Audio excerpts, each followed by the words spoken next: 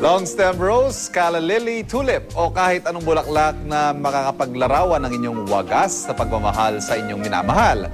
Lahat ng yan siguradong mabibili sa Dangwa. Alamin natin kay Valerie Tan na nasa Dangwa ngayon kung paano makakabili ng bulaklak na swak sa inyong budget. Val, balitaan mo nga kami dyan. Yes, Ivan, bisperas na nga ng araw ng mga puso, kaya naman unti-unti nang dumarating ang mga mamimili dito sa Dangwa.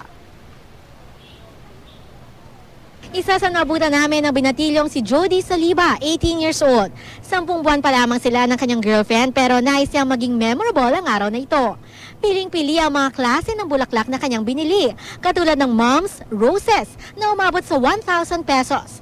Plano niya itong bigay mamayang alas 12 para eksaktong Valentine's Day.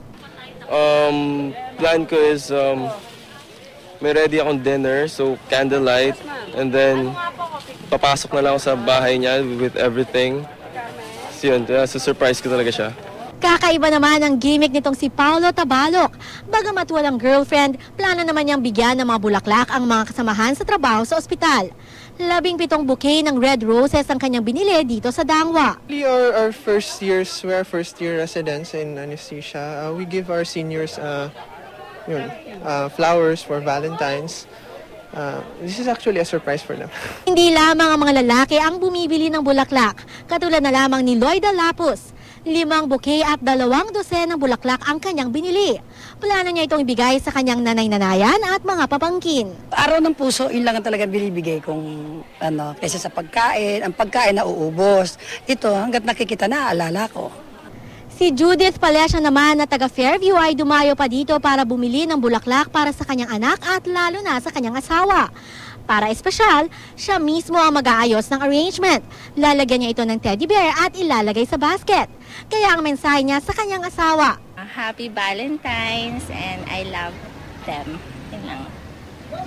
Marami nga pwede pamilihan ng mga bulaklak dito sa Dangwa. Tulad na lamang itong Restis Flower Shop kung nasaan ako ngayon. Ilan sa mga tips para makapamili tayo ng mga maayos na bulaklak ay una, titignan natin itong petal niya, itong dahon at itong stem. Itong petal dapat walang mga itim-itim na petals. Kung meron man, pwede na natin itong itanggal at itapon. Ito na mga dahon, kailangan green na green. At ito namang stem niya dapat hindi madulas. Kasi kapag madulas siya, ibig sabihin matagal siyang ibinabad sa timba ng tubig at ibig sabihin hindi na ito fresh. Bukod dyan sa paglalagay naman natin sa ating flower vase, kailangan ay putulin muna natin itong dulo ng stem ng bulaklak. Kailangan ay paslant yung ating pagputol nito para naman mas makasipsip ng tubig. At ilalagay na natin ito sa malinis sa tubig na ating papalitan araw-araw.